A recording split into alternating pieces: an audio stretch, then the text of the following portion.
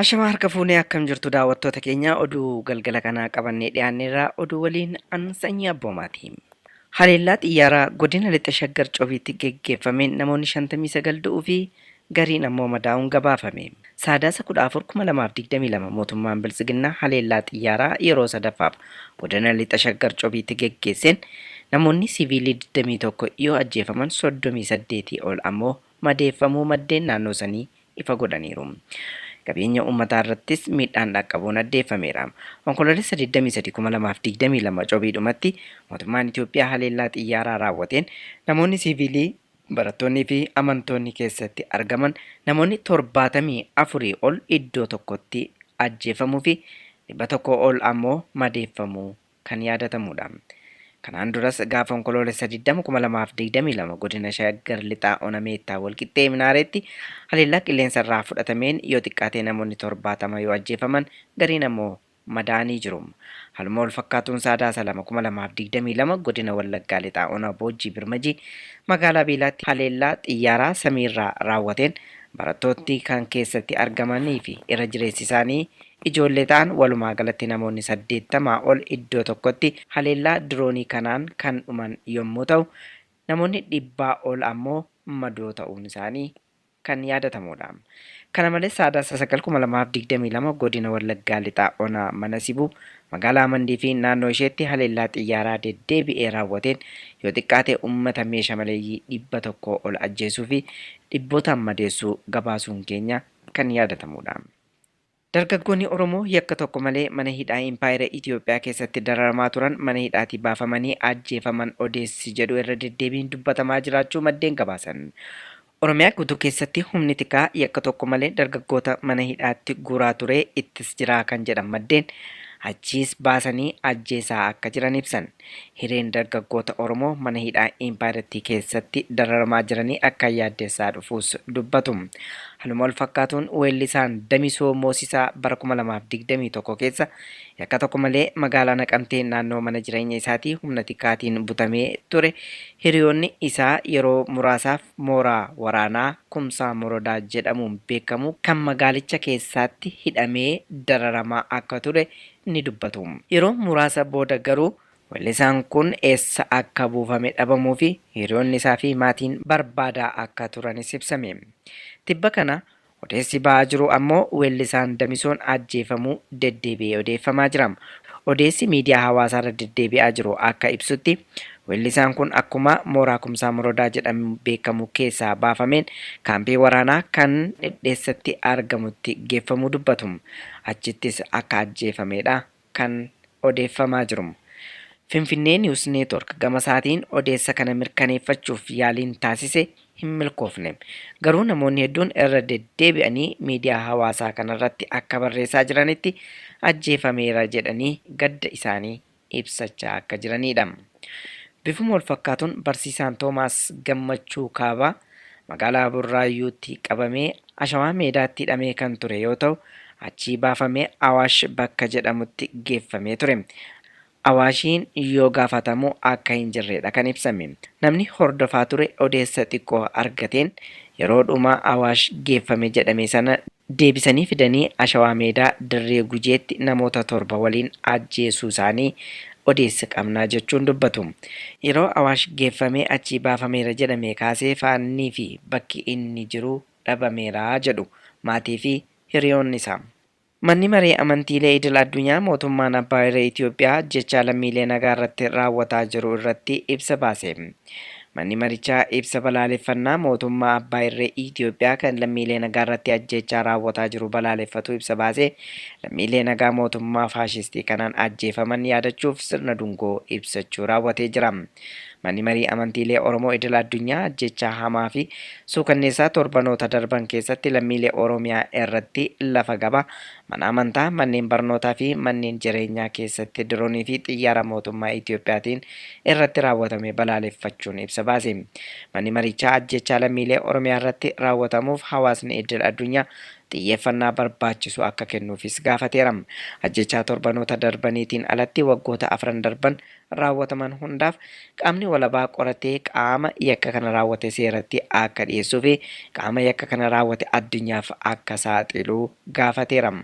Lammiilee Oromiyaa gara malee wareegamaniif gadda isaa kan ibsatee fi sirna dungoo ibsuu kan taasise manni marichaa nageenyi Oromiyaa bakka hundatti haala yaaddessaa keessa jiraachuu ibsuun qaamoleen dhimmi ilaallatu furmaata soquu akka qabanii fi uummanni Oromoo gamtaa isaa jabeeffachuutiin yeroo rakkoo kanatti akka wal tumsu waamicha taasiseera. Jaarmiyaaleen Oromoo hundi ummatichaaf gargaarsa barbaachisu taasisuuf akka qaban gaafateera. Oduudhuma wal fakkaatuun waldaan makaana Yesuus Itoophiyaa ajjechaa miseensota ishee 15 irratti raawwatame balaaleffachuun callisuu mootummaa Itoophiyaa komatte. Waldaan warra Wangeelaa makaana Yesuus ajjechaa jumlaa miseensota waldaa mana amantichaa godina Wallaggaa Bahaa ganda Haloo waldaa mul'ata galaa irratti raawwatameen lubbuun lammiilee darbuu ibsee dhimma kana irratti mootummaan callisuu isaa komachuun balaaleffatte. Haleellaan kun kan raawwatame dilbata Sadaasa 2022 namoota kadhannaadhaaf walitti qabaman irratti ta'uu kan eere ibsichi namootni haleellaa kana raawwatan hidhattoota naannoo sanitti hin beekamnedha jedha.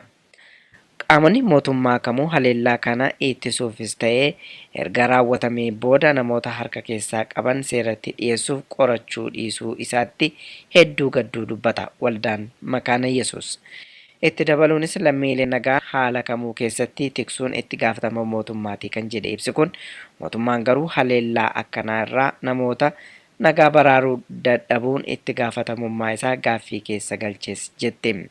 Akka ibsa mana amantichaatti mootummaan tarkaanfii fudhachuu dhiisuu qofa osoo hin taane haleellaa raawwatameef beekamtii laachuun hin balaaleffanne. Haleellaan kun rakkoo nageenyaa naannoo san jiruun akka walitti hin qabanne namoota lubbuun hafan irraa hubadheeraas jetti waldaan kun. Kana malees ibsii waldattiin baaste miseensonni geggeessitoonni fi tajaajiltoonni 14 biroo dhiyeenya magaalaa Mandii keessatti ajjeefamuu himeera. Miseensonni mana amantichaa geggeessitoonni fi tajaajiltoonni wangeelaa 14 osoo waaqeffannaa irraa gara ollaa isaaniitti deebi'aa jiranii ajjeefamuu isaanii dhageenyerraa jedha ibsi waldichaa. Xumura irratti waldaan kun gaafa Sadaasa 11/2022 ibsa baaseen waldaan makaana Yesuus maqaa namoota haleellaa kanaan lubbuu dhabanii tarreessuun maatii miidhamtootaa fi miseensota waldichaaf jajjabina hawwee jira. Rakkoon nageenyaa fi hongeen Oromiyaatti mudateen gaaga'amni namoomaa fi sarbamni mirga namoomaa qaqqabuu isaa dhaabbanni mootummoota gamtoomanii ibseera. Rakkoo nageenyaa fi hongeen gaaga'ama namoomaa lixaa fi kibba Oromiyaatti bara 2022 mudate gaaga'ama namoomaa hammeessuusaa dhaabbata mootummoota gamtoomanitti qindeessaan dhimmoota namoomaa ibse. Jaarmiyaan kun akka ibsetti sababoota rakkoo tasgabbii fi hongeetiin gaaga'amni namoomaa kan bara 2022 baay'ee hammaachaa deemus addeesseera. Keessumaa rakkoo nageenyaa bara 2019 irraa eegalee lixaa fi kibba Oromiyaa keessa ture haala kana hammeesseera kan jedhe ibsi kun sababiin ijoon walitti bu'iinsa hidhattoota gidduutti godhamuu akka ta'e yaadachiiseera. Kana malees namoonni 740,040 ta'an naannolee Oromiyaa kan Amaaraa fi Beenishaangul Gumuz wajjin waldaangessan irraa buqqaaniiru. Kibba Oromiyaa godinaalee Gujii fi Gujii lixaa walitti bu'iinsa hidhattoota eenyummaan isaanii adda bahee hin beekamin gidduutti godhamaa jiru itti fufee akka jiru ibseera. Akkasumas hongeen namoota miiliyoona 3.5 ol ta'an irrattis dhiibbaa uumuu isaa jaarmiyaan kun addeesseera. Bu'uuruma kanaanis rakkoon nagaa raabsa gargaarsa namoomaa iddoolee kanneenitti godhamu kan danqe yoo ta'u inumaayyuu gargaarsi namoomaa godinaalee lixaa fi baha Wallaggaa keessatti godhamu addaan cituu addeesseera. Geejjibni konkolaataa fi meeshaaleen gargaarsa namoomaa adda citeera. Hojjettoonni dhaabbata gargaarsa namoomaa hidhamaa fi sarbamaa jiru jedhe ibsi OCHN baase kun. Walitti bu'iinsi geejjiba gargaarsaa Finfinnee Amboo Naqamteerraa gara Asoosaatti godhamu irratti dhiibbaa uumeera. Gargaarsi Wallaggaa lixaa fi erga godhamee waggaa 2 kan darbe yoo ta'u qamadiin baha Wallaggaa magaalaa Naqamteetti kuufamee jirus tamsaasuun waan hin danda'amneef akkasumaan taa'ee jira jechuun ibseera.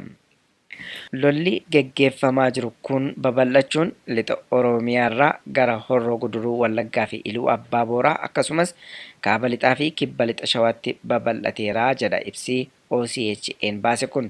Dhaabbileen fayyaa 70 fi manneen barnootaa 91 ta'an Gujii keessa jiran hojiin ala kan ta'an yoo ta'u, jiraattonni tajaajila buufata fayyaa, bishaan dhugaatii fi qulqullinaa argachuu hin dandeenyes jedhe. Egaan hordoftoota keenya oduun galgala kanaaf qabannee dhiyaanne kanuma qophiilee keenyaafan hordofaa.